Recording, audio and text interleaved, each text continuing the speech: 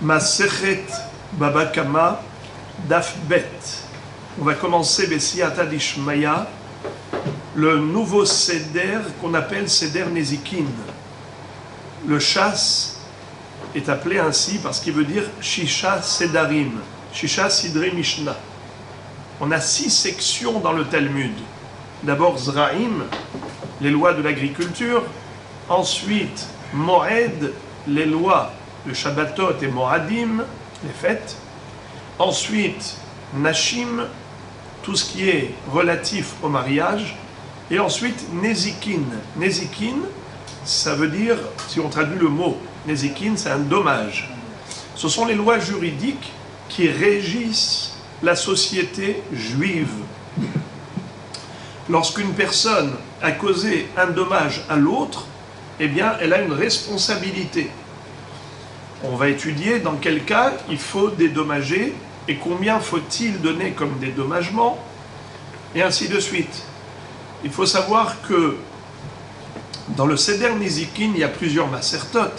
Maseret Baba Kama, Baba Metzia, Baba Batra. Ensuite, on a Sanhedrin, Makot, Shevurot. Il y a également, on verra, Horayot, Avodazara. Mais, dans ce qu'on appelle les Babot, Baba, ça veut dire une porte. Baba Kama, première porte. Baba Metzia, la porte intermédiaire. Baba Batra, la dernière porte. Ce sont les 3 grosses masertot qui s'enchaînent, qui se suivent et qui sont essentiellement le condensé des lois juridiques qui incombent à chaque juif, chaque juive. Alors, avant de commencer, je voudrais juste vous faire part d'un débat qui est celui du Steipeler.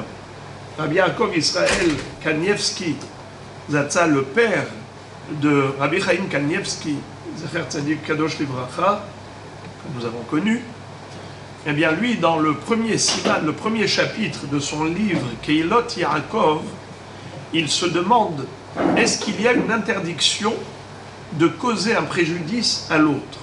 C'est-à-dire, certes, ce que nous allons apprendre maintenant dans Masechet Baba Kama, c'est l'obligation de dédommager en cas de dommage, l'obligation d'indemniser en cas de préjudice physique ou financier. Ça veut dire qu'il y a une condamnation à payer, et c'est juridique. Ça veut dire que la personne qui a subi le dommage va poursuivre en justice la personne qui l'a endommagé pour recevoir les indemnités. C'est juridique. Mais la question se pose, où est-ce qu'on retrouve dans la Torah l'interdiction de causer un dommage? Où est-ce que c'est écrit? C'est son pile-poule, c'est son débat, le premier siman du Steipeler du Keilot Yaakov dans Masechet Baba Kama. Alors, d'abord, il se demande, est-ce que c'est Minatora, est-ce que c'est Miderabanan? Le Issour d'être mazik, parce qu'il dit, c'est sûr qu'il y a une interdiction. La preuve, c'est que dans Masechet Kiddushin, Perek Sheni, lorsqu'on a parlé de la notion de En Shaliach Lidvar Avera, en général, le Shaliach d'une personne est considéré comme la personne elle-même. Lorsque j'ai envoyé quelqu'un, cette personne, c'est mon prolongement, me représente. Shlocho shel Adam kemoto. Le Shaliach, c'est comme la personne elle-même. Mais ce n'est pas applicable au Averot. Si Reuven dit à Shimon, va faire une Avera, et Shimon a fait la Avera, il ne peut pas s'accrocher à Reuven et dire, c'est Reuven le responsable. Non, en Shaliach lidvar Avera. Pour la Avera, tu n'es pas considéré comme délégué, tu es considéré comme responsable, comme si c'est toi qui as pris l'initiative. Divrei Arav et Divrei Atalmi, Divrei Mishomrim. Eh bien, la Gemara nous dit que En Shaliach Lidvar Avera, c'est dit même pour les dommages. Par exemple, Reuven dit à Shimon, va incendier le champ de Lévi.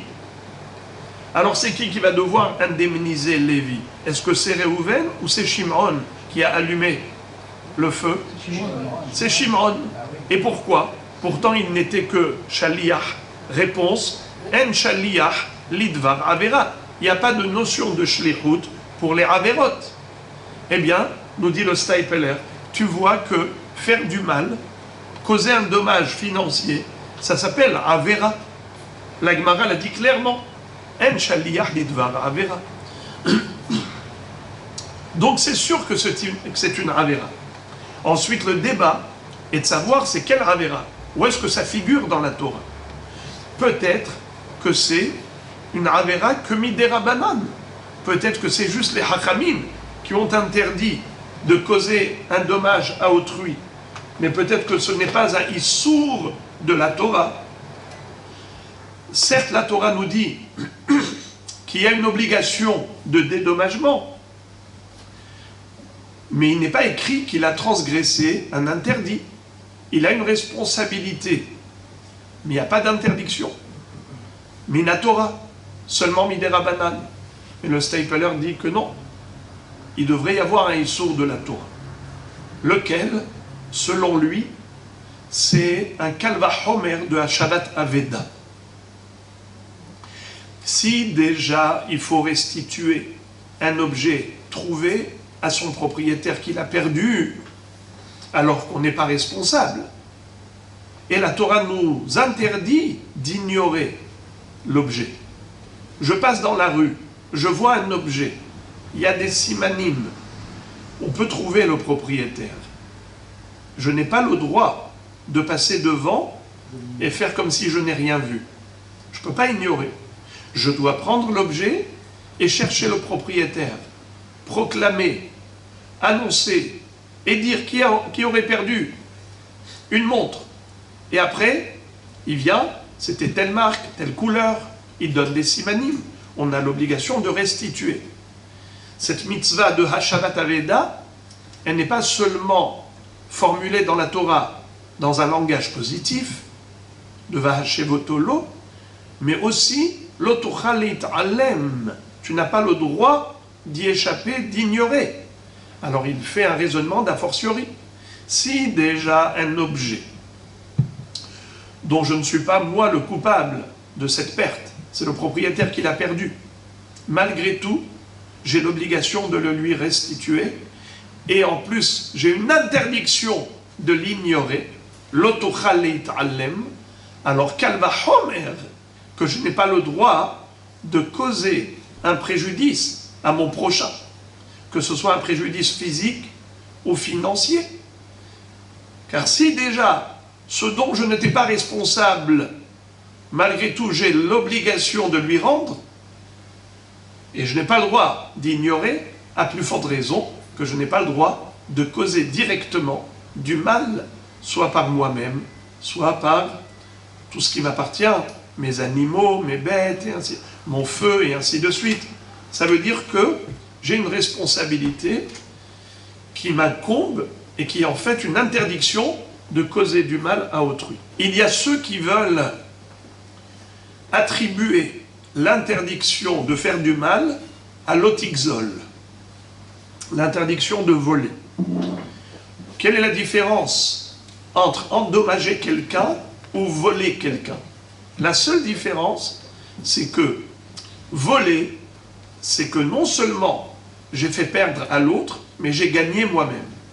C'est-à-dire, prendre de l'autre, c'est lui causer du tort pour un gain. L'otixol, la Torah nous interdit de voler. Alors, certains veulent dire que de la même façon que la Torah nous interdit de voler, pourquoi? Non pas parce que c'est moi qui ai gagné, mais c'est parce que j'ai fait perdre à l'autre. L'autre a perdu son argent. C'est-à-dire que l'interdiction, c'est de causer une perte à autrui. Alors dans ce cas-là, même si je suis juste mazik, c'est-à-dire j'ai endommagé quelqu'un, je lui ai fait perdre de l'argent, eh bien ça rentre dans le cadre de l'otixol. Même si c'est pour gagner, tu n'as pas le droit. À plus forte raison, si c'est gratuit. juste causer du tort à l'autre, de l'endommager, de lui entraîner une perte d'argent, c'est assaut. L'otigzol. Donc ça peut rentrer dans le cadre de l'interdiction de l'otigzol. Donc d'une manière ou d'une autre, c'est assaut. Assaut de causer un dommage à autrui. Soit l'otigzol, soit mitzvat hashavat aveda, et l'interdiction d'ignorer la perte d'autrui, à plus forte raison que je n'ai pas le droit de causer une perte à autrui. Voilà une petite introduction à Masechet Baba Kama, qui commence d'emblée à énumérer les différentes catégories de dommages possibles et imaginables. Voilà comment la Mishnah commence. Arba'a avot nezikin. Il y a 4 catégories de dommages. Hashor, vehabor, vehamava'e, vehaeva'er. Je traduis d'abord littéralement et ensuite on va expliquer. Hashor, le bœuf. Vehabor, le puits qu'on a creusé dans la rue et qui a pu faire tomber quelqu'un, qui a pu être la cause de trébucher. Vehamava'e. Mava'e, on verra qu'il y a 2 traductions possibles et ensuite on continue. Vehaeva'er, l'ivor, c'est quoi hav'ara? C'est brûler, c'est le feu. Alors, Rashi nous explique pourquoi il n'est pas écrit tout simplement Arba'a Nezikin. 4 sortes de dommages. Pourquoi on nous parle de Avot? Quand on dit le mot Av, si on traduit littéralement Av, c'est un père. Mais en fait, c'est qu'il y a des dérivés. Comme la Gemara va nous le dire, que si on a appelé ces catégories de dommages Avot, c'est qu'en effet, il y a des dérivés. Qu'est-ce que ça veut dire un dérivé? Le Av, nous dit Rashi, c'est ce qui est écrit clairement dans la Torah. Quand la Torah nous a parlé d'un dommage causé par quelqu'un, et nous en a parlé explicitement, ça s'appelle Av Nezikin. Mais des actions similaires qui ressemblent à ce qui est écrit dans la Torah, ce n'est plus le Av. C'est juste un dérivé. C'est par comparaison, c'est par déduction qu'on a compris que cette action égale à cette action. De la même façon que la Torah condamne à payer un dédommagement par rapport à ce dommage, ainsi elle nous condamne pour un dommage similaire. Alors qu'appelle-t-on Av? Ce qui est écrit explicitement dans la Torah. Qu'appelle-t-on Tolada? C'est ce qui a été déduit par analogie. C'est ce qu'on appelle les dérivés. Mais dans la Gemara, on va nous dire qu'en fait, ce n'est pas que pour les Nézikines qu'on retrouve cette notion de Avot et Toldot. Le cas type est le dérivé. On retrouve ça à propos de Shabbat, on retrouve ça à propos des Avot à Tum'a, les lois d'impureté, et donc ici, Avot Nezikin. Et la Gemara va faire un parallèle. Avot Nezikin, Avot Melachot de Shabbat et Avot Hatum'a. Et ensuite, on va rentrer dans les détails. Encore une dernière introduction. Où est-ce qu'on retrouve dans la Torah des psukim qui font référence à l'obligation de payer des indemnités pour un préjudice financier? Alors, comme on l'a dit, il y a 2 catégories de dommages. Soit la personne elle-même a fait du mal à l'autre, soit elle a agressé physiquement, donc il faut payer un dédommagement. Et on verra d'ailleurs qu'il y en a 5. Nezek, Tsa'ar, Ripouille, Shevet, Bochet. Je ne vais pas rentrer dans les détails. Ça, c'est pour un dommage physique causé d'homme à homme. Il peut y avoir un dommage financier si, par exemple, la personne a cassé la voiture de l'autre. Il a pris un marteau, il lui a cassé le pare-brise. Donc, là aussi, c'est une obligation de payer un dédommagement. Où est-ce qu'on retrouve dans la Torah le devoir de payer un dédommagement? Ça c'est dans la paracha de Émor. Parachat Émor, il est écrit Maké Behema Yeshalemena. Ou Maké Adam Yomat. Ou Maké Behema Yeshalemena. Celui qui tue la bête de son voisin où il a endommagé, il devra payer un dédommagement. Comment ça s'appelle un homme qui fait du mal? Adam Hamazik. Donc il est soit Adam Hamazik, un homme qui cause un dommage, soit il s'appelle Hovel Bahavero, quelqu'un qui agresse l'autre et il a blessé, il a frappé. Hovel Bahavero. On va étudier les lois relatives au Hovel dans un chapitre, le 8e de Masechet Baba Kama, qui s'appelle Perek HaHovel, le chapitre de l'agresseur. Mais il pourrait y avoir des dommages qui ne sont pas causés directement par l'homme, Adam Hamazik, mais c'est causé par ce que l'homme possède. La possession de l'homme a été à l'origine d'un dommage. Par exemple, si quelqu'un a un chien, ce chien-là a mordu autrui, ou il a cassé un objet qui appartient à autrui, eh bien pareil, il a un chiyuv de payer un dédommagement. Est-ce que c'est logique? A priori oui, mais il faut le savoir que si la Torah ne nous avait pas dit qu'il faut payer, eh bien nous, on n'invente pas. La paracha de Mishpatim, c'est là-bas où on retrouve tous les psukim de référence par rapport à l'obligation de payer un dédommagement. Ce n'est que pour Adam Hamazik qu'en effet, la Torah en a parlé dans Parashat Émor, à la fin de Parashat Émor du Sefer Vaïkra. Mais sinon, la grande majorité des lois juridiques, des obligations de payer un dédommagement, ça figure dans Parashat Mishpatim. Alors, Hashor, je vais parler dans la théorie et ensuite dans la Mishnah. Quand on parle de Avot Nezikin et on parle de Hashor, dans Shor même, il y a 3 catégories. Keren, Shen et Regel. C'est-à-dire, la Torah n'a pas parlé du chien. Moi, je vous ai parlé de ça parce qu'à Natania, vous en voyez beaucoup. Des gens qui se promènent avec des chiens. Il faut qu'ils sachent qu'ils ont une responsabilité. Car ce chien leur appartenant, ils en sont responsables. Ça s'appelle Mamono Hamazik. Son argent qui a fait du mal. Ça veut dire quoi son argent? Son chien, c'est son argent. Son bœuf, c'est son argent. Et d'ailleurs, la Torah a parlé du bœuf. Mais c'est totalement indifférent. Car Rashi nous le dit que c'est vrai que la Torah a parlé du champ parce qu'à l'époque, c'était ce qui servait pour labourer et ainsi de suite. Mais il n'y a aucune différence puisque à propos de Shabbat, dans les Aseret Adiberot, on nous a parlé de l'obligation de laisser reposer la bête, c'est-à-dire l'interdiction de la faire travailler, mais on nous a parlé de Shor, de Hamor, et de l'interdiction pour Vechol Be'amtecha.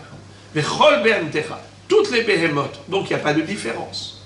N'importe quel animal qui aurait causé un préjudice à autrui, puisqu'il t'appartient cet animal, tu as l'obligation de payer des indemnités pour dédommager celui qui a subi une perte d'argent par ta bête. Alors, on a donc le shor qui inclut en fait 3 catégories de nezek. Keren, je vais commencer par l'encornement, c'est-à-dire que le taureau encorne. Le bœuf à encorner, ça s'appelle negiha. Oui, le taureau. Vechi igarchor. Il y a également le chêne. C'est quoi chêne? Lorsque la bête a mangé. Car traduction du mot chêne, c'est la dent, mais on ne parle pas de la dent qui mord, mais de la dent qui mange. Quelle est la différence? C'est que mordre, c'est une volonté de faire du mal, manger, c'est une volonté de se faire plaisir. Certes, le résultat est le même, car l'autre a subi une perte, un dommage. Mais nous allons voir que la Torah, elle traite différemment un nézek causé par sa bête, que ce soit par volonté de faire du mal, elle a voulu agresser, elle a voulu casser, ou bien juste elle a voulu se faire plaisir. Alors en hébreu, kavanato lehazik ou hanaa lehezeko. Elle avait une kavana de faire du mal, ou bien c'était juste pour avoir une hanaa, un profit, pour procurer profit. Donc la catégorie keren, c'est vouloir faire du mal, et shen, là-dedans, c'est vouloir manger. Alors maintenant, je vous pose la question. Ça, c'est juste pour devinette. Une bête qui a mordu, à quelle catégorie c'est apparenté? Devinette. Une bête qui a mordu. Le bœuf a mordu l'autre, c'est-à-dire le voisin. La bête de Réhouven a mordu Shimon. Alors, avec ses dents, ça rentre dans quelle catégorie? Faux. Je viens de dire que la définition de chaque catégorie, c'est ce qui détermine ensuite les toladot. Ça ne rentre pas du tout dans la catégorie de chêne, bien que ce soit fait avec la dent. C'est en fait une tolda de keren. Car on a dit que la définition de keren, c'est l'encornement. Quel est le profit d'encorner pour une bête? Aucun. C'est juste la volonté de faire du mal. Cette sauvagerie de la bête, c'est une volonté de sa part d'agresser, de casser. Eh bien, chêne, quand on dit, quand j'ai dit que la bête a mordu, quel était son intérêt? Mordre pour faire du mal ou bien pour manger? Juste pour faire du mal. Donc ça rentre dans la catégorie keren, l'encornement. Et ça n'a rien à voir avec chêne, car je l'ai déjà dit, que chêne, ça détermine toute action de dommage causé par une bête lorsqu'elle a fait cela par volonté de profiter, comme manger. Donc chêne, c'est la dent qui mange et non pas la dent qui mord. Restez attentifs, parce que toutes les introductions sont hyper importantes. Alors, si c'est bon de se défendre, la bête, comment? La bête peut se défendre aussi. On ne parle pas d'un cas de légitime défense, on n'en est pas là. Nous, on est en train de parler d'une bête qui a causé du dommage à autrui. Les lois juridiques de la Torah imposent un dédommagement. Pareil, si la bête a marché et elle a écrasé, par exemple, des kélim du voisin, elle a écrasé des fruits ou légumes du voisin en marchant, ou bien en marchant, elle a éjecté avec ses pieds les kélim, il y avait un vase, il y avait un pot de fleurs qui était posé par terre, elle marche normalement et boum, en marchant normalement, elle a éjecté un vase, elle a cassé. Est-ce que le propriétaire de la bête doit payer? Réponse, oui ou non? Oui. Comment ça s'appelle? Régel. Régel, la définition, c'est tout dommage causé par la bête lorsqu'elle marche normalement. Derer hilucho, sur le chemin de son parcours.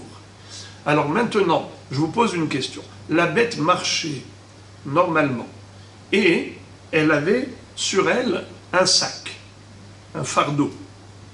D'accord? Vous voyez un petit peu les ânes qui ont des fardeaux à droite et à gauche et en marchant, boum! Alors, comment ça s'appelle le nézek quand elle est passée et qu'avec le sac qu'elle avait sur le dos, elle a cassé un très beau vase en cristal du voisin. Comment ça s'appelle? Régel. Parce que ça s'est fait derrière Hilour, en marchant. Maintenant, je vous pose la question, et là je dis que c'est une devinette, je vais voir si vous avez saisi la subtilité. Elle marche, et elle voit un vase de cristal. Et elle lui donne un coup de pied, elle envoie à 5 mètres. Boum! Et le vase de cristal en 1000 morceaux. Comment s'appelle ce nézek? C'est pas un guet. Non, c'est pas chêne, c'est un encornement. Bravo, Hazak. Bien qu'elle l'ait fait avec son pied, ça ne s'appelle pas régel. Ça rentre dans le cadre de Keren. C'est un dérivé de l'encornement, car il faut toujours aller selon la définition du geste.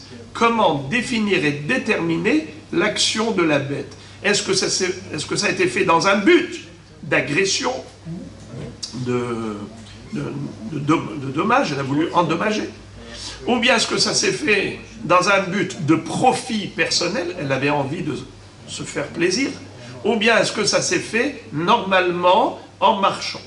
Alors, si c'est fait normalement en marchant, c'est régel. Ça s'est fait dans un but de faire du mal, c'est keren. Ça s'est fait dans un but de profiter, ça rentre dans la catégorie de shen. Et maintenant, je vais juste vous parler des psukim qui sont relatifs à ces trois dommages. Déjà, juste, interrogation orale. Rappelez-moi le passouk qui parle du dommage causé par l'homme lui-même, qui a causé un dommage financier à son prochain. Quel est le passouk qui le condamne à payer? 3 mots. Et où est-ce que ça figure? Umake behema yeshalemena. Dans quel paracha est mort? Dans Sefer Vaïkra. À part ce dommage qui parle de Adam Hamazik, l'homme qui est mazik, qui endommage, qui figure dans Sefer Vaïkra, où figurent tous les autres psukim relatifs aux dommages causés par la bête, ou par le feu, ou par le bord. Quel paracha? Non mais paracha. Mishpatim, dans la paracha des lois juridiques, parachat Mishpatim du Sefer Shemot. Alors, je vais maintenant vous citer d'abord les psukim relatifs à ces 3 dommages causés par la bête. Pour le keren, l'encornement. Alors, c'est vrai qu'il est écrit dans la Torah, ki gah shor ish. Mais là-bas, la Torah nous parle de negiha, un encornement qui a causé la mort d'un individu. Mais quand on ne parle pas de mort, quand on parle juste d'un dommage, par exemple, le bœuf de Réhouven a tué le bœuf de Shimon. Est-ce que c'est un dommage physique ou financier? Financier. Il lui a causé une perte d'argent. Il lui a tué son bœuf. Donc le shor de Réhouven a tué le shor de Shimon. C'est juste un dommage financier.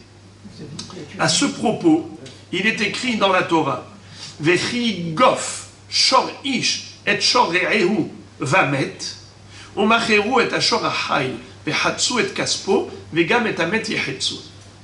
Si le taureau d'un homme a encorné, entre guillemets, ou heurté, pour traduire littéralement, il a heurté le shor, il a cogné le shor du voisin, shor re'ehu, vamet, et il a tué.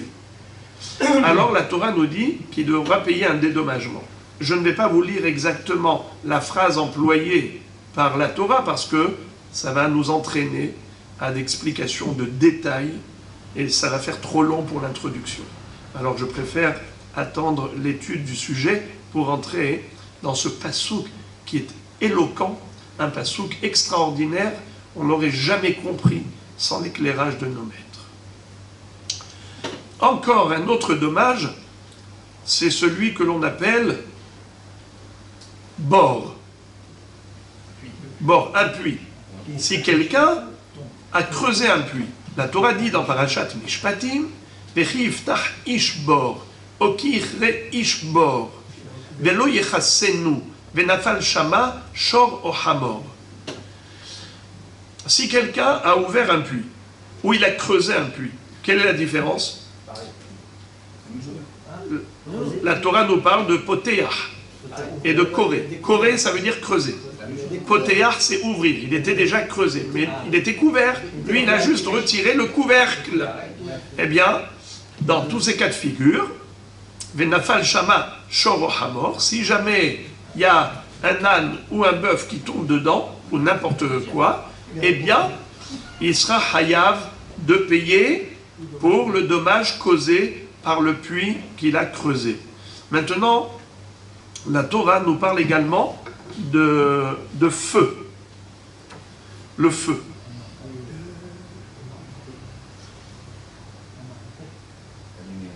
Alors regardez. Hein?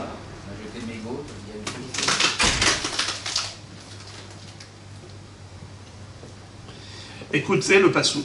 Kitetse esh. Si un feu est sorti de chez Réhouven, Umatz Akotzim, et elle est sortie dans le champ de Shimon, Vene Echal Gadish ou Hakama, et voilà que le tas de blé qui se trouvait chez Shimon, oh Hakama, c'est quoi Kama?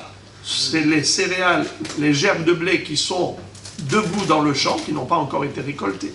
Oh Asadé, tout simplement le champ. Shalem Yeshalem Amav'ir et Abe'ira. L'allumeur du feu devra payer un dédommagement à celui qui a subi les méfaits de cet incendie. Alors voilà les amis, je vous ai cité des psukim relatifs à combien de nezikim, avec les doigts les amis. Commençons. Adam Amazik. Quel était le passouk relatif à Adam Amazik? Make behema yeshalemena. Shor, on a dit que dans Shor, on a 3 avot. Lesquels? Keren, Shen, Varegel. Alors, Keren, on a dit Rigof, Shor, Ish, et Shor, Re'ehu. Ça, c'est la Negiha de Keren. Ensuite, Shen et Regel. Est-ce que je vous ai lu les psukim relatifs à Shen et Regel? Non. Nachol? Alors, on va le faire. Ki yav'er Ish. Sade o kerem veshilach et be'iro ou be'er bisde acher metav sadeu metav karmo yeshalem. Si quelqu'un a envoyé be'iro, c'est quoi be'iro? Hein? Attention, c'est trompeur, parce que ça fait allusion à Bi'our. On a l'impression qu'il s'agit du feu. Non, le feu s'écrit kitetse esh ou matzakotzim. Shalem Yishalem Amav'ir et Abe'ira. La Torah, elle a parlé de Mav'ir à la fin. Mais ici, on ne parle pas de Mav'ir en tant que feu. On parle de quelqu'un qui a envoyé sa bête dans le champ du voisin. Et qu'est-ce qu'elle a pu faire là-bas? Soit manger, soit elle a marché, donc elle a écrasé des fruits et légumes, elle a cassé des kélim en piétinant, et ainsi de suite. Alors je vous lis le passage. Ki yav'er ish sade ocherem. Attention, quelqu'un qui envoie sa bête dans le champ du voisin ou dans le vignoble de son prochain. Rashi nous dit que ici, Yava'er, ce n'est pas du tout dans le sens de Birour, comme Birour Hametz, le feu. Bien qu'il soit écrit clairement, ou Bi'er bisde aher, Veshilach et Be'iro, excusez-moi, Veshilach et Be'iro, il a envoyé Be'iro. C'est qui Be'iro? La bête. Sa bête, ou bi'er bisde acher. Qu'est-ce qu'elle a fait la bête? Elle a détruit ce qu'il y avait dans le champ du voisin. Alors la Torah le condamne à payer metav sadeu, metav karmo yeshalem. Il payera avec le meilleur de son champ, et on verra très bien que veut dire ce passouk plus tard. Je ne rentre pas aujourd'hui dans les détails, mais encore une fois, c'est juste pour avoir les introductions. Alors on a pris le passouk pour Adam Amazik. Makebema yeshalemena. Le passouk pour le esh. Kitetse esh umatz akotzim. Ça figure déjà dans Parashat Mishpatim. Pour le bord. Ki iftach ishbor o ki ichre ishbor. Venafal shama shor o hamor. Alors, on a déjà 3. Ensuite, il nous reste maintenant le feu. Le feu kitetse esh umatz akotzim. Le Shen et Regel, c'est dans le même passouk. Ki yava'er ish sade o kerem veshilach et be'iro ou bi'er bisde acher metav sade ou metav karmo yeshalem. Ici on a, et on verra dans la Gemara, comment on voit ici les 2 avot, et Shen et Regel. La Gemara va dire que veshilach et be'iro, ça fait allusion à Regel, ou bi'er bisde acher, ça fait allusion à Shen. Donc voilà, Rabotai, les 6 catégories de Nezikin. Alors pourquoi la Mishnah n'a parlé que de 4 alors qu'on en a 6? Et on verra plus tard dans la Gemara qu'il y en a même plus. Dans une baraïta, on verra qu'il y en a 13, et dans une autre baraïta, il y en a 24. 24 avot nezikin. Oui, Shlosh Esrei avot nezikin. Dans une baraïta de Rabbi Oshaya et de Rabbi Hiya. Et il y en a un autre qui arrive à Esrim Barba, avot nezikin. Mazé. Oui, on verra tout cela, Be'ezrat Hashem. Alors, maintenant, comme dernière introduction avant de commencer le texte, nous allons voir une mahloket entre Rav et Shmuel quant à la traduction du premier mot, plutôt du premier Av. Arba Avot Nezikin, il y a 4 catégories de Nezikin. Hashor, Vehabor, Vehamav'e, Vehaev'ev. Répétons Rabotai les 4. Hashor, Vehabor, Vehamav'e, Vehaev'ev. Alors la mahloket entre Rav et Shmuel, elle est de savoir quelle est la traduction de Shor ici, c'est-à-dire quels sont les Avot Nezikin auxquels fait référence la Mishnah en disant le mot Shor. Et quand elle parle de Mav'e, Mav'e, ça veut dire quoi? Alors les amis, je vais prendre d'abord l'explication la plus simple. Shor, selon Rav, c'est beaucoup plus simple. Le mot Shor fait référence aux 3 Nezikin, les 3 dommages qu'une bête peut causer. Soit avec sa corne, Keren, soit avec sa dent, Shen, en mangeant, soit en marchant, Regel. Et d'ailleurs, c'est ma petite touche personnelle, mon petit grain de sel, Shor, Shin, Vav, Resh, les initiales, Shen, Resh, Regel, Shin, Resh, Shen, Regel, Vav, Vekeren. Sympa. Shor, c'est Shen, Regel, Vekeren. Les 3 avot en un mot. Shor. Et donc, selon Rav, que veut dire Mav'e? Mav'e, il va dire que c'est Adam. Un homme qui a causé un préjudice à l'autre, que ce soit physique ou que ce soit financier.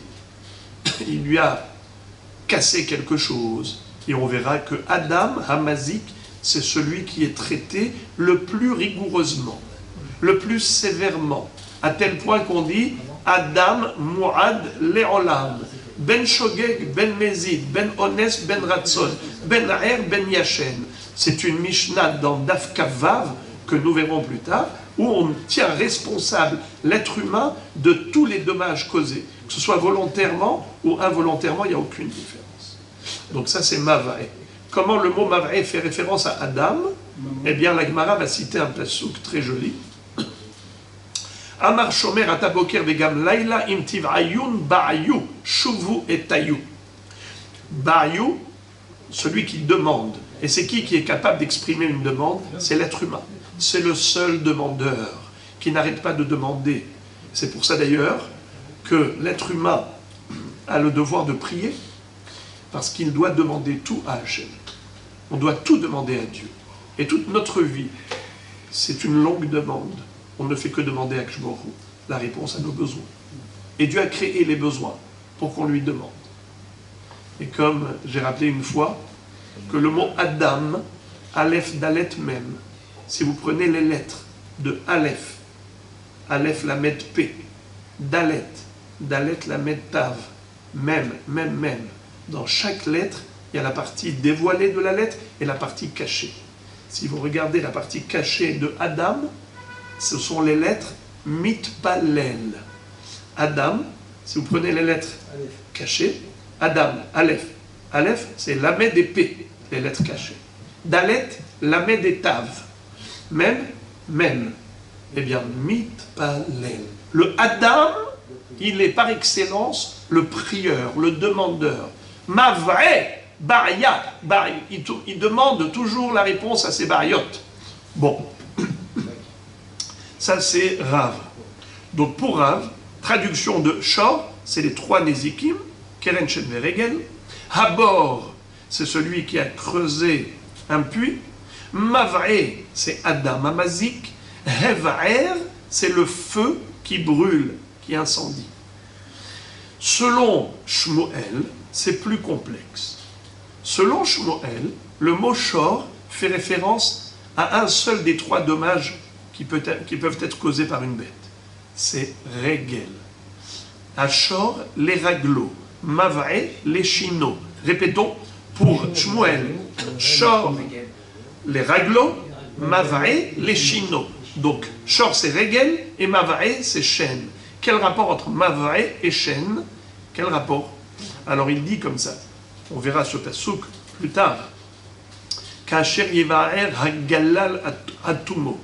La dent, elle est capable de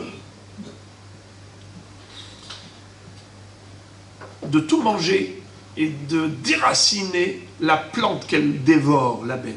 Elle peut manger jusqu'à Kasher yiva'er hagalal atumo. Et galal, ça fait référence à ce que mange la bête, et ça fait référence aux dents qui parfois se dévoilent, parfois se voilent. N'est-ce pas? On a des lèvres qui parfois voilent les dents et parfois les dévoilent. Il va être à galal, mid-gallé. Ou bien le mot galal, ça fait référence aux glalim, les excréments. Et c'est qui est-ce qui crée les excréments? C'est la dent. Quand la personne ou la bête fait rentrer et mâche avec les dents, ça produit du galal, des déchets corporels. Bon, en tout cas, d'une manière ou d'une autre, selon Shemuel, la Mishnah ne parle pas de Keren et ne parle pas de Adam. Sur les 6, il n'y en a que 4 auxquels la Mishnah fait référence. Shor, c'est Regel. Bor, le puits. Mav'e, chêne, la dent. Et Esh, Hev'er, c'est le Esh, le feu. On n'a pas parlé de Keren, pourquoi pas? On n'a pas parlé de Adam, pourquoi pas? Pourtant, dans la Torah, ça figure. Il n'y a pas d'équivoque, il n'y a pas de discussion au niveau de la Torah. La discussion de Rav et Shmuel est de savoir qu'est-ce que la Mishnah a cité.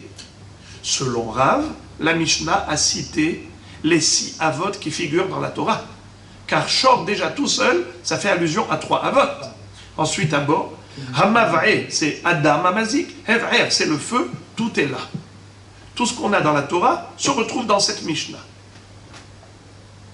Et quand on a dit Arba'a, en fait c'est Arba'a qui font 6. Car Shor déjà en lui, il inclut 3 avot. 3 et 3 ça fait 6. Ashor ça fait 3. Habor, Hamav'e, Hev'er, ça fait 3, ça fait 6. Mais Shmuel, selon lui, il n'y a que 4. Arba'a avot stricto sensu. La Mishnah a occulté 2 avot de la Torah. Adam Amazik, elle n'en a pas parlé, et Keren, elle n'en a pas parlé. Pourquoi pas? On verra dans la Gemara. Mais en tout cas, pour lui, c'est 4 et pas plus. Dans la Mishnah, évidemment. Mais dans la Torah, bien sûr qu'il y en a 6. Alors, Rashi nous dit que l'ordre adopté au début, c'est l'ordre des psukim de la Torah. Hashor, Habor. Rashi dit que Seder Shem Ketuvim ba parasha, Sidran ba Mishnah. De parasha Rishona Neemra Beshor, Shnia Bebor. La Mishnah a adopté l'ordre chronologique de la Torah. Elle a d'abord parlé de Shor, ensuite elle a parlé de Bor dans Parashat Mishpatim. Voilà pourquoi on a commencé par Hashor et Habor. Tosfot pose une question. Et il dit, Piresh Bekontras, que Seder Shenirtevu Beparasha Sidran Bamishna, Yafalgab Delman de Amar Tana Shorli Raglo, Lo Hava que Seder Aparasha, De Regel Nafkalan Miveshila Het Be'iro, Dirtiv Batam, Bor. N'est-ce pas?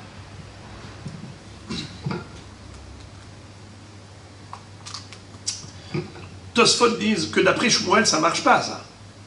Car selon Shmuel, que veut dire Shor? Regel. Et Regel, ça figure où dans la Parashat Mishpatim? Après Bor, pas avant Bor. Alors ça, c'est pas juste ce que dit Rashi. D'après Shmuel. Alors la réponse, Mikol Makom, Shem Shor Ktiv Kodem Aparasha Leinu Negeha Deke. Alors Tosfot répondent au profit de Rashi en disant qu'étant donné que le mot shor figure avant bord à propos de la Negiha de Keren, bien que shor de la Mishnah, ça ne fait pas allusion à Keren, d'après Shmuel, ça fait allusion à Regel, mais tout de même, puisque le mot shor figure dans la Torah à propos de Keren avant le bord, voilà pourquoi le Tana l'a mis en premier lieu. Ulman de Amar, Mav'ez et Adam, Afalgav delebatar av'ara ktir, beparashat emor, makebema yishalemena, deinu Adam de azikshor, lo hash lishnoto keseder aparasha, le fi sherachok kolkach, ushnao keseder lo hare de sefa, shemav'e kodem la ever. C'est-à-dire que, selon Rav, qui a dit que Mav'e, ça veut dire Adam. Adam est écrit en dernier dans le livre de Vaïkra, alors que le Hesh est écrit dans Sefer Shemot. Donc normalement, on aurait dû mettre le Mav'e en dernier, et non pas en troisième position, avant le Ev'er. Dans la Mishnah, il est écrit Ham Mav'e Ve'a Ev'er. Traduction selon Rav, Mav'e, c'est Adam Amazik. Ev'er, le Hesh. Mais le Hesh, c'est dans Parashat Mishpatim. Et Mav'e, c'est dans Parashat Emor, bien plus loin. Alors comment ça se fait qu'on écrit Mav'e avant Ev'er? Réponse, dit-il, étant donné que Adam Amazik, ça figure dans Sefer Vaïkra, très très loin de Parashat Mishpatim, alors, étant donné que c'est excentré, ça ne rentre plus dans le cadre de l'ordre adopté par la Torah. Le Tana l'a mis en troisième position, pour quelle raison? C'est pour mieux comprendre la suite de la Mishnah. Et on va voir tout de suite quelle est la suite de la Mishnah, et on comprendra pourquoi le Tana préférait mettre le Adam avant le feu.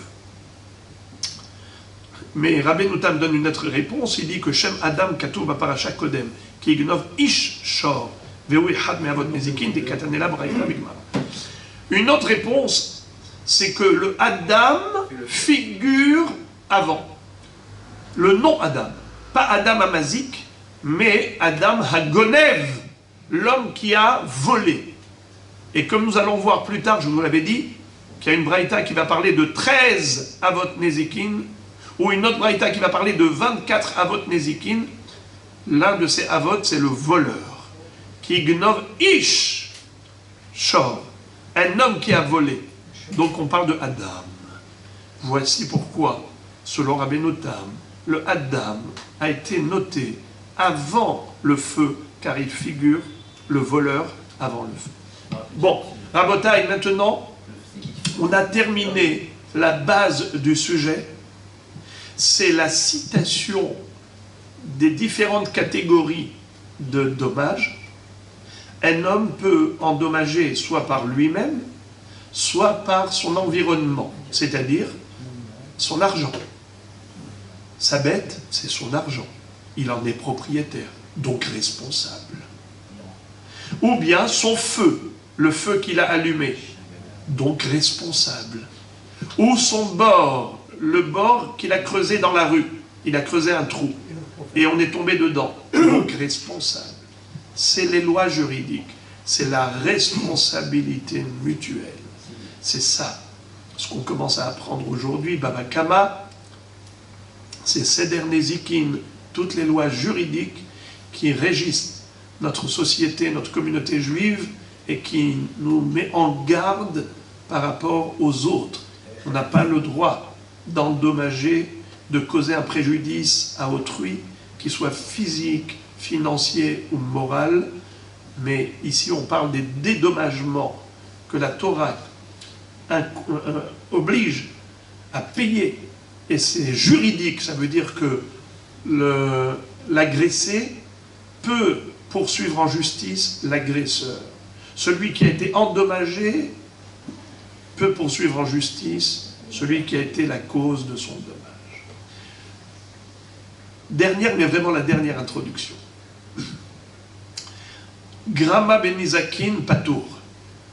Bien que la Torah nous ait tenus responsables des dommages causés à autrui, mais si ça a été indirect, alors on n'est pas tour.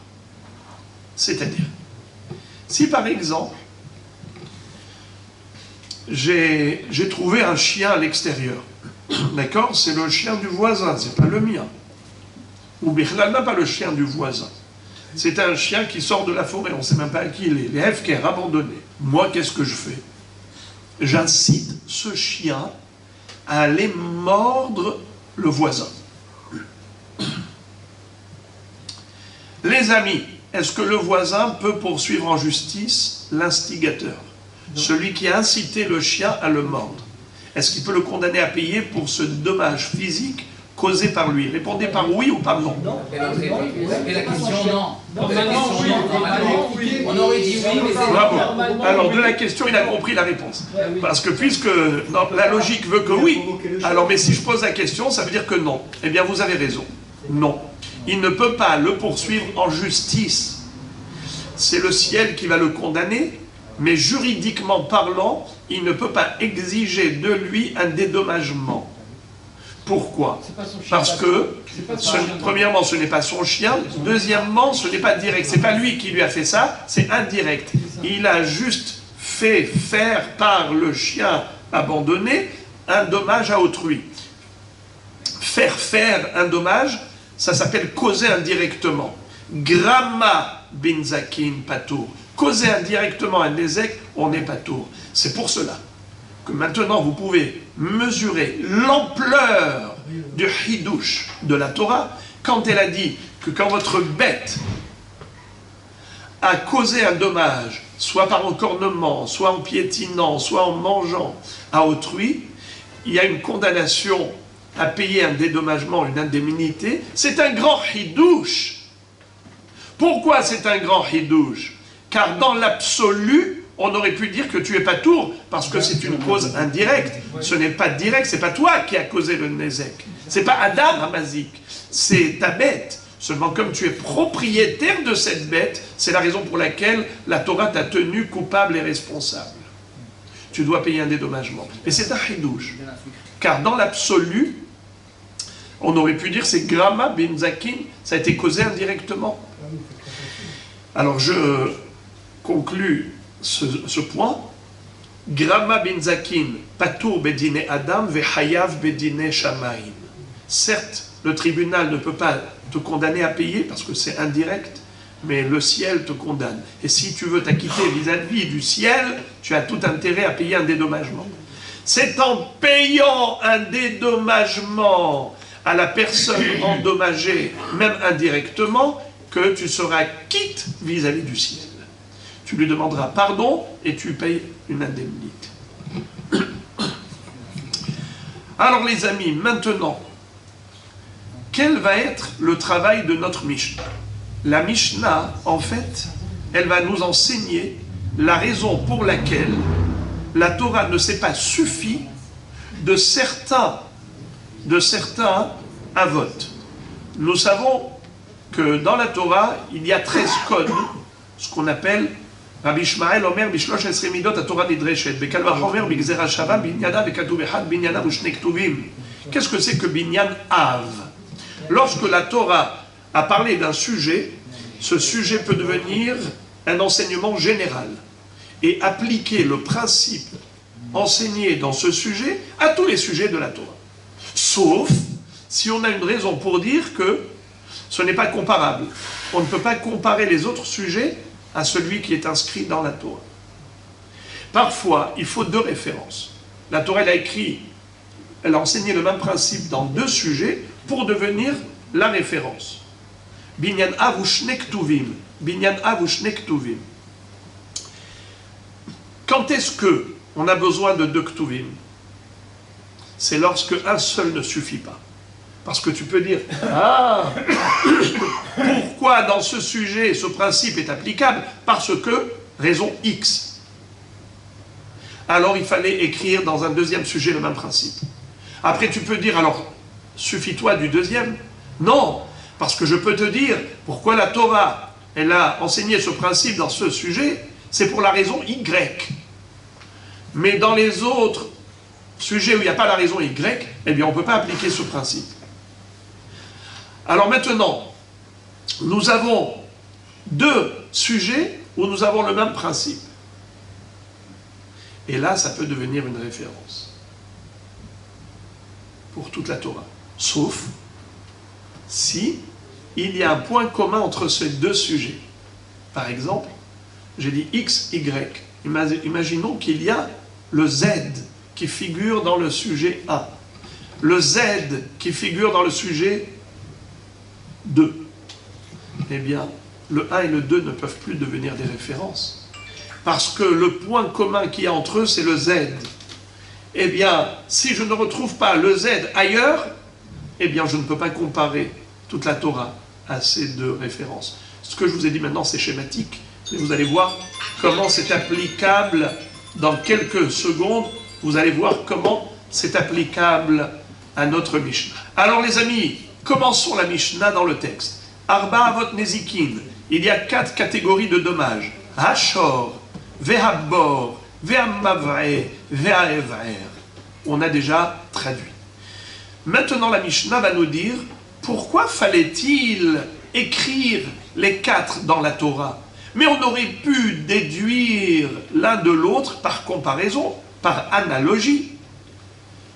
La Mishnah d'emblée te répond en te disant non, ce n'était pas comparable. Car en effet, chacun de ces avot a sa spécificité qui fait de lui une catégorie spéciale et on ne peut pas faire d'une exception une généralité. Lo hare hashor ke hare hamavae velo hare hamavae ke hare hashor. On ne peut pas comparer le Nézek qui s'appelle Shor au Nézek qui s'appelle Mavae. Et on ne peut pas comparer le Nézek qui s'appelle Mavae au Nézek qui s'appelle Shor. À quelle question la Mishnah veut répondre? La question, elle est simple. Pourquoi il fallait écrire Shor et Mavae? Tu peux écrire soit Shor, et je déduis Mavae de Shor. On te répond non. Lo hare Mavae ke hare hashor. Tu ne peux pas comparer le Mavae au Shor. Maintenant, tu peux dire l'inverse. Alors, écris juste le Mavae, et c'est pas la peine d'écrire Shor, et tu compares Shor au Mavae. On te dit non. Lo hare hashor ke hare Mavae. Vous avez compris? On ne nous a pas dit pourquoi. Qu'est-ce qui fait que le Shor est spécial, et on ne peut pas comparer Mavae à Shor? Et qu'est-ce qui fait que Mavae c'est spécial et on ne peut pas comparer Shor au Mavae? Vous savez, Rabotai, justement, comme on ne nous a pas dit, la porte est ouverte à toutes les interprétations. Parce que maintenant vous êtes tous informés. Que veut dire le mot Shor et que veut dire le mot Mavae? Ça dépend. Est-ce qu'on parle d'après Rav? Est-ce qu'on parle d'après Shmuel? D'après Shmuel, c'est facile. Shor, c'est juste Régel. Mavae, c'est juste chaîne. Trouver la différence entre chaîne et Régel, c'est facile. C'est quoi? C'est que Régel, Hezeko Matsui. Chaîne, Yeshana Ale Hezeko. C'est-à-dire, Régel, la bête, elle marche normalement. Et en marchant normalement, elle a piétiné, elle a cassé. N'est-ce pas? Ça s'appelle Hezeko Matsui. Ce Nézek, il est fréquent parce que la bête, elle marche toujours. Tandis que la manger, c'est pas tout le temps. Donc c'est pas aussi fréquent que Régel. Donc si la Torah avait écrit que l'homme est condamné à payer pour le dommage causé par le pied de sa bête, Régel, on n'aurait pas su qu'il faille payer aussi un dédommagement pour le dommage causé par la dent. On n'aurait pas su, parce que ce n'est pas aussi fréquent que Régel. Quand c'est fréquent, le propriétaire aurait dû y penser. Il sait que sa bête, elle marche tout le temps, donc fais attention. Et si c'était l'inverse? Si on avait dit dans la Torah juste qu'il faut payer pour un dommage causé par la dent, quand elle mange, on aurait pu dire, c'est seulement quand elle mange qu'il faut payer un dédommagement. Pourquoi? Car monsieur le propriétaire, tu le sais très bien, que ta bête, quand elle a faim, elle est attirée par les légumes du voisin, par les fruits du voisin. Pourquoi tu n'as pas fait attention? Alors que, quand elle casse en marchant, elle n'a pas une volonté de casser. Donc, automatiquement il n'a pas fait attention. Alors on aurait pu le disculper, on aurait pu l'acquitter. C'est pour cela que la Torah avait besoin de te dire que non, on ne l'acquitte pas. Aussi bien pour Régel comme pour Shen, ou aussi bien pour Shen comme pour Régel, il est hayav de payer. Il est condamné à payer un dédommagement. Alors maintenant, cette même étude, il faut l'appliquer à Rav. Rav, lui, il nous dit que Shor, ça fait allusion à 3 Nézikim, Keren, Shen et Régel. Les 3, c'est dans la bête. Encornement, consommation et piétinement. Mavae, ça fait allusion à Adam, Adam Amazik. Quelle est la différence entre Shor et Adam? Pourquoi on n'aurait pas pu comparer Shor à Adam et pourquoi on n'aurait pas pu comparer Adam à Shor? Ça aussi, on verra dans la Gemara. Selon Rav, quelle est la différence? Pourquoi on n'aurait pas pu comparer Adam à Shor et Shor à Adam? Et la Mishnah continue et elle nous dit Velo zevazé sheyesh bahem ruach haim ke'arei ha'esh shen bo ruach haim. C'est-à-dire, ok, tu ne peux pas déduire Shor de Mav'e, ni Mav'e de Shor. Je l'ai compris. Mais une fois que la Torah a écrit les deux, Shor et Mav'e, eh bien c'est suffisant. Pourquoi fallait-il écrire aussi le bor, le Esh? Le Esh, on peut dire que quelqu'un qui a allumé un feu, et le feu est allé dans le champ du voisin et a incendié, eh bien, c'est sûr qu'il est hayav de payer pour l'incendie. Pourquoi la Torah avait besoin de l'écrire? Kitetse esh ou matzakotzim. Tu ne peux pas déduire la condamnation à payer un dédommagement quand tu as allumé un feu de ce que la Torah nous a déjà enseigné, qu'il faut condamner le propriétaire du bœuf ou le propriétaire ou le Adam Amazik. Tu ne peux pas déduire de là? Réponse non. Pourquoi? Qu'est-ce qui fait la différence entre le feu et Shor et Mav'e?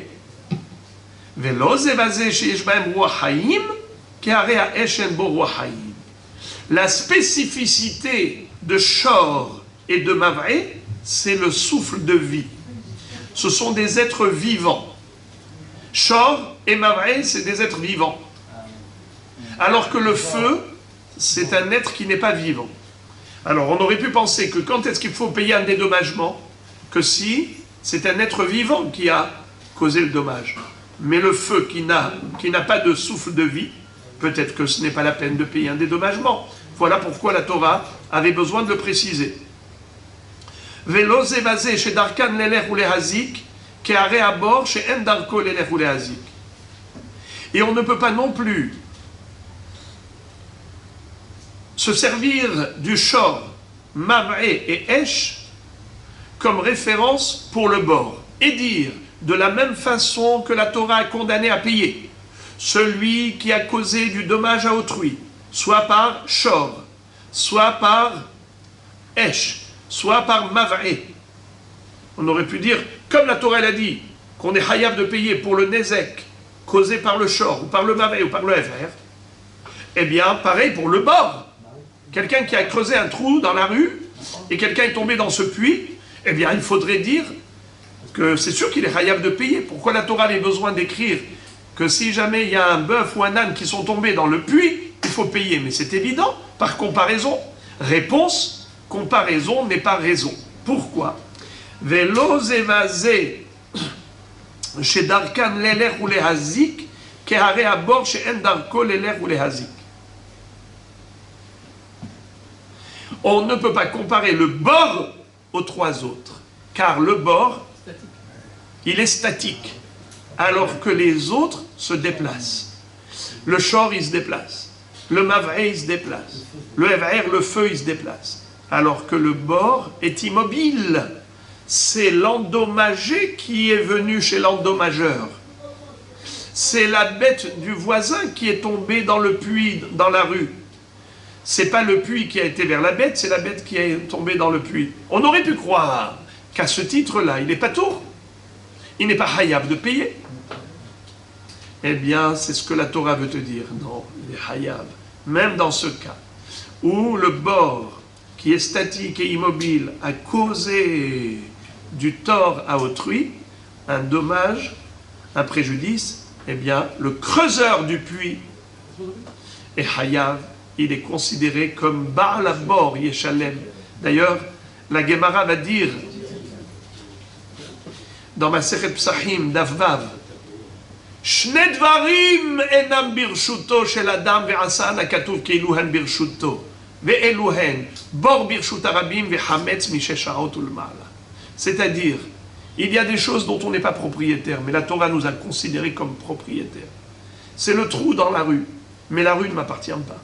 J'ai fait juste un trou, mais je suis considéré comme Baal Abor, comme propriétaire du puits qui a causé du tort. Exactement comme le Hametz. Après la 6e heure, le 14 Nissan, on n'a pas le droit d'en avoir. On doit le brûler. Et si on est propriétaire du Hametz à ce moment-là, normalement, on n'est pas considéré propriétaire. Pourquoi? Parce qu'il est interdit au profit. Puisqu'il est interdit au profit, il ne vaut rien. Puisqu'il ne vaut rien, donc c'est « je ne suis pas propriétaire de rien ». Est-ce que tu es propriétaire de rien? Mais si c'est rien, tu n'es pas propriétaire. Alors le Hametz, s'il est interdit au profit, donc je ne peux pas être propriétaire d'un Hametz s'il n'est rien. Mais malgré tout, la Torah dit, tu es propriétaire du Hametz, tu es considéré comme propriétaire d'un Hametz qui a une valeur, tu es en infraction parce que tu ne l'as pas brûlé. Tu dois le brûler. Bon, en tout cas, voilà pourquoi il fallait écrire dans la Torah qu'on est hayab de payer pour un dommage causé par le puits. Baal Abor Yeshalem. Et enfin, la Mishnah conclut, et ce sera le mot de la fin pour aujourd'hui, la Mishnah conclut en disant Hatzad Hashaveh Shebahem. Quel est le point commun aux 4 avot? Hashor, Habor, Hamav'e, Ve'aev'e. Shedarkan lehazik. ושמירתן עליך. וכשהזיק חב המזיק לשלם, תשלום הנזק במיטב הארץ. Le point commun à ces 4 mazikim, c'est qu'ils ont l'habitude d'être mazik. Ça veut dire que très facilement, ça peut causer un préjudice à autrui. Ushmiratan alecha. C'est la raison pour laquelle tu es tenu de les surveiller. Uksheizik, et si malgré tout, tu as négligé la surveillance et ça s'est fait. Kshehizik, Havamazik, leshalem. C'est quoi Hav? Hayav, Hamazik, leshalem. Celui qui a causé l'endommageur, Mazik, c'est l'endommageur, doit payer à l'endommagé. Tashlume nezek, des indemnités qui correspondent au dommage, à la valeur du dommage. Bemetav haaretz. C'est quoi Metav haaretz? Avec le meilleur de sa terre. On va comprendre cela, Be'ezrat Hashem, quand on arrivera au Davav Zayin Het, on va parler de la notion de ce qu'on appelle Iddit. Vous savez qu'est-ce que c'est que Iddit? Il y a 3 niveaux de qualité de chant. Un chant, il y en a qui sont de bonne qualité, il y a des chants de mauvaise qualité, il y a de moyenne qualité. Alors, comment s'appelle le meilleur des chants? Iddit. Comment s'appelle le pire? Ziburit. Et moyen? Benoni. Alors, la Torah nous dit qu'il faut payer avec le Iddit. Quand la personne veut payer, non pas avec de l'argent en liquide, mais en nature, avec un terrain, il donnera le meilleur de ses terrains. Metav haaretz. Metav. Car mot au metav sadeu yeshalem. Le metav, le tov, tu dois payer avec le meilleur. Alors voilà Rabotai, je pense que cette Mishnah maintenant nous a permis de comprendre la base de tout ce qu'on va étudier Be'ezrat Hashem dans Masechet Baba Kama. Bruchim tihiyu.